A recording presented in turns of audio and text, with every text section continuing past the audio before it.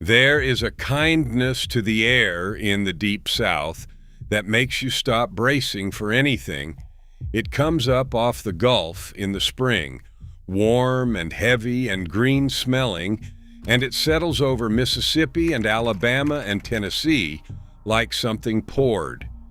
It is the reason the grass grows the way it does, the reason the trees close over the two-lane roads into tunnels, the reason a porch in April feels like the safest place a person could sit.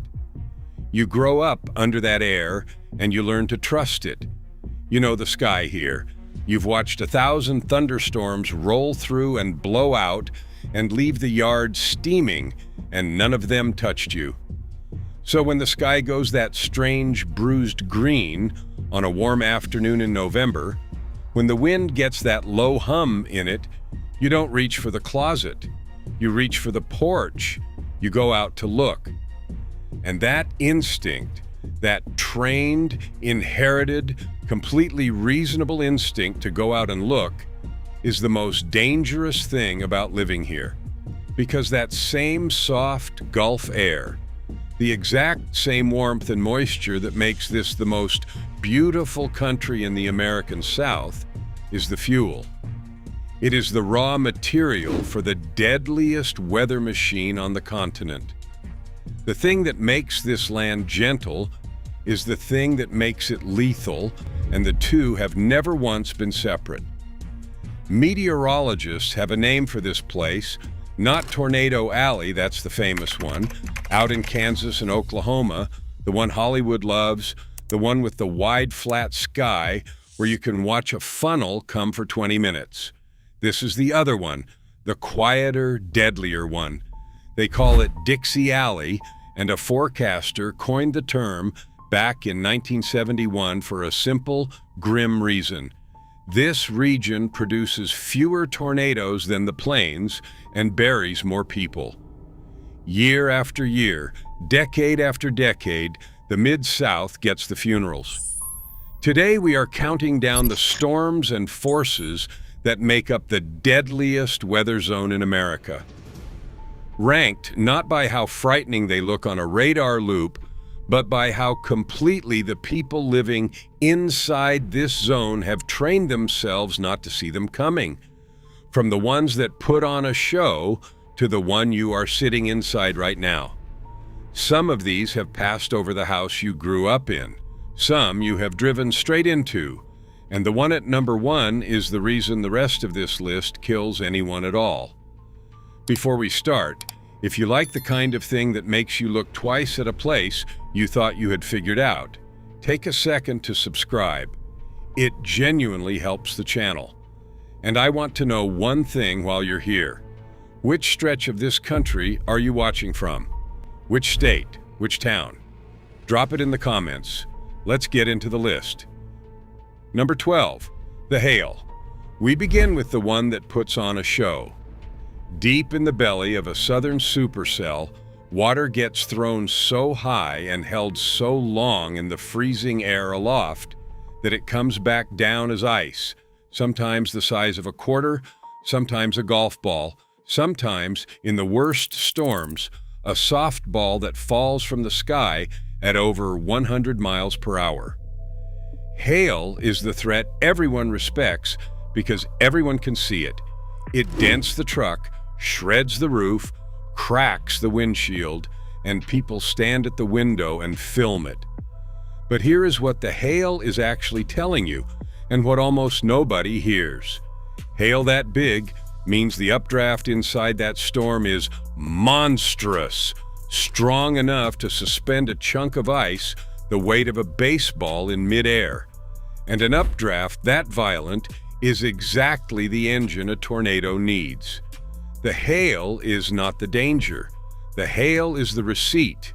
It is the storm showing you, in a language you can hold in your hand, how much power it is running. Number 12 is the one you watch instead of the one you should be watching. Number 11, the straight line wind. Now the threat that hides inside a phrase. It was just a thunderstorm. People say it after a squall line comes through and takes the trees down and peels the tin off the barn and leaves half the county in the dark. Just a thunderstorm. But the wind inside a serious southern squall line is not just anything. In the strongest of these storms, straight-line winds can gust past 100 miles an hour, as strong as a violent tornado, except instead of a narrow, rotating path, they hit everything at once, in one direction, for miles and miles at a time. There is no funnel to point at, no dramatic shape, so it never gets the fear it earns. It arrives as a wall of rain and a roar, and it lays timber across the roads and drops power lines across the whole grid. People who would have taken cover from a tornado stand at the window for this because it does not have a name that scares them. Number 11 is the killer that got filed under bad storm. Number 10, the lightning. Here's a fact that surprises almost everyone. When you rank the states by how likely you are per person to be killed by lightning, the Deep South sits near the top of the entire country. Florida is the lightning capital of the United States, with more strikes than anywhere else in the nation. But climb up into the Mid-South and the danger stays. Arkansas has one of the highest lightning death rates in America. Mississippi, Louisiana, Alabama, Tennessee, the Carolinas, all of them run hot, because the same Gulf moisture that fires the tornadoes also fires more thunderstorms more often than almost anywhere else. And lightning kills the way this whole region kills, quietly and to people who felt safe. The man finishing the last hole, the kid walking in from the bus, the person standing under the one tall tree in the yard, waiting out a shower that didn't seem serious. It does not need the storm to be overhead. It reaches out miles from the rain. Number 10 is the oldest danger in the sky, and the one people have grown the most casual about. Number 9, the IC. We think of this region as the warm one, and that is exactly the trap. A few times a year, cold air slides down from the north and slips in underneath that Gulf moisture, and the rain that falls hits freezing ground, and freezing branches, and freezing power lines, and turns to glass. An ice storm in the south is a different animal than a snowstorm up north, because nothing here is built for it. There are fewer plows, less salt, and a power grid strung through millions of tall trees that were never trimmed for the weight of a half-inch of ice. When the ice comes, the trees come down, and when the trees come down, the lines come down, and the heat goes out across whole regions for days in genuinely dangerous cold. The deaths that follow are quiet ones. The car that slid, the space heater too close to the couch, the older person in a house that never got warm again. Number 9 is the winter danger in a place that doesn't believe it has a winter. Number 8, the storm that used to be a hurricane. People on the coast prepare for hurricanes. That's the deal you make to live near the Gulf. What the interior of this region has not fully reckoned with is that the hurricane doesn't stop at the coast, and that the deadliest part of it often waits until it's inland. In September of 2024, Hurricane Helene came ashore in Florida and drove north, and by the time it reached the southern Appalachians of Tennessee and North Carolina, hundreds of miles from any beach, it had become a catastrophe of water. It dropped feet of rain onto mountains that funneled every drop into the valleys where the towns were.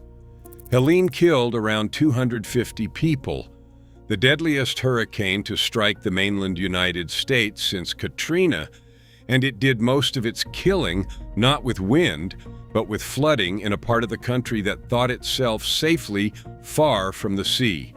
Number 8 is the coastal danger that walks inland and changes its weapon on the way. Number 7, the flash flood. This is the one the numbers refuse to let me rank any lower. Flash flooding is the #1 weather-related killer in the United States. It takes more lives in an average year than tornadoes, more than lightning, more than hurricanes, and about half of the people it kills die in their cars. That is the part that should stop you. Not swept off a mountainside, not trapped in an attic. In the driver's seat at night, on a road they have taken 1,000 times, easing down toward a low spot where the water is already moving across the pavement. It takes only about a foot of moving water to float a car, and once it floats, the driver is no longer driving. The water is. It carries the whole vehicle sideways into the dark.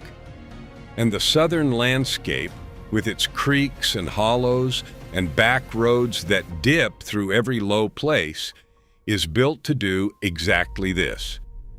#7 is the killer you steer into yourself, certain you can make it across. #6, the tornado you cannot see. Now we cross into the true signature of this zone, the thing that separates Dixie Alley from every other place. Out on the plains, a tornado is a spectacle, a clean white funnel against a big sky, visible for 20 minutes and 20 miles. Here, the air is so thick with Gulf moisture that the storms wrap themselves in rain, and the tornado hides inside the downpour. It is called a rain-wrapped tornado, and it is precisely what it sounds like. A violent, mile-wide circulation completely curtained off by sheets of rain, invisible until it is on top of you. Add to that the trees this region loves and the rolling terrain, and you get a place where you genuinely cannot walk out on the porch and look, because there is nothing to see but heavy rain, right up until the rain is a wall of debris. The instinct to go out and confirm it with your own eyes, the instinct this whole region is raised on, does not work here. #6 is the funnel that the sky itself refuses to show you. #5, the tornado that outruns the warning. We are at the halfway point, and if you're still with me, you clearly want to understand this place and not just be scared of it. So if you haven't yet, this is the moment to subscribe, because the threats from here up are the ones that do the actual killing. Out on the plains, storms often amble along at a speed a chaser can drive alongside. In the Mid-South, the same strong jet stream that fires these storms in the cool months shoves them across the ground at 40, 50, sometimes over 60 miles an hour. That speed collapses the one thing that saves lives: time. When the March 2020 tornado tore into Cookeville, Tennessee, some neighborhoods in its path had a warning of roughly 1 minute. 1 minute in the dark from a dead sleep to understand what's coming and get your family to the safest room in the house. A warning is only worth the seconds it buys you, and in this region, the storm is often faster than the news of it. #5 is the tornado that beats its own alarm. #4, the season that isn't a season. Everywhere else, tornadoes have the decency to keep a calendar, spring into early summer, and people are watching for them. Dixie Alley refuses. Because it sits so close to that warm Gulf, the air here can turn deadly in February, in November, in the dead of December, in the middle of what everyone has mentally filed as the safe part of the year. In February of 2008, an outbreak tore across the region and killed 57 people. And survivors said afterward, what survivors here always say: they hadn't thought a day that early could be dangerous. That is the whole trap. The danger doesn't fit the calendar people keep in their heads, so a Tuesday in late fall, a mild afternoon with the windows open, becomes the day the sky comes apart. #4 is the killer that arrives in the off-season, when your guard is already down. #3, the long-track monster. Now the tornadoes this region has made infamous. Dixie Alley does not just produce a lot of tornadoes, it produces an outsized share of the violent, long-lived ones, the EF4 and EF5 tornadoes that stay on the ground not for a few minutes, but for an hour and more, carving a scar across 100 miles of countryside. On April 27, 2011, this region lived its worst single day. During what became known as the 2011 super outbreak, the largest tornado outbreak ever recorded, with over 360 tornadoes in a few days, a single EF5 touched down in Alabama and stayed down for roughly 130 miles, obliterating the town of Hackleburg and killing 72 people along its path. That same afternoon, another enormous tornado ground through Tuscaloosa and into Birmingham, broadcast live on television, and killed dozens more in the streets of a major city. When that outbreak finally ended, more than 300 people were dead. These are not the brief spin-ups of a summer storm. They are engines of destruction the size of a town, and this region breeds them like nowhere else. Number 3 is the tornado that doesn't pass over. It moves in. Number 2, the tornado in the dark.